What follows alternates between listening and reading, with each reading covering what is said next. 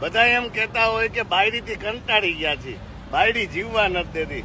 હું તમને એક વાત કહેવા માંગુ છું કે તમારી ઘરવાળીને જો તમે 2 ગણી પ્રેમ આપશો ને, તમારું જીવન સફળ થઈ જાય. એટલે ભગવાન બધી જગ્યાએ પોગી ન હકે ને, તો એને આ ઘરવાળી બનાવી.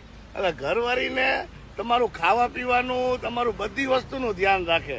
એટલે તમે ઘરવાળીનું ધ્યાન રાખશો ને તો એ તમારું પૂરેપૂરું ધ્યાન રાખશે. જો હું અત્યારે દરવાજો ખોલી દઉં છું, ફૂલ ઘરવાળીને સાચવવાની. કંટાળી ગયો છું એલા એની વારે મારું જીવનમાં જિંદગીની પથારી પડી ગઈ. એની મારે ગામડે મોજથી જતા હતા, લગ્ન પછી ગામડેથી રાજકોટ રૂમ લઈને વી આવ્યા. એની માને ખાવા પીવાના બકાલાના કટે છે. એટલે જો તમે લગ્ન ન કર્યા હોય ને તો મારો ભાઈ લગ્ન ન કરતા, શાંતિથી ગામડે ને ગામડે પડ્યા રહી જાય. એટલે બાયડીને છે ને તમારે ફૂલ પ્રેમ કરવો. બરાબર ને?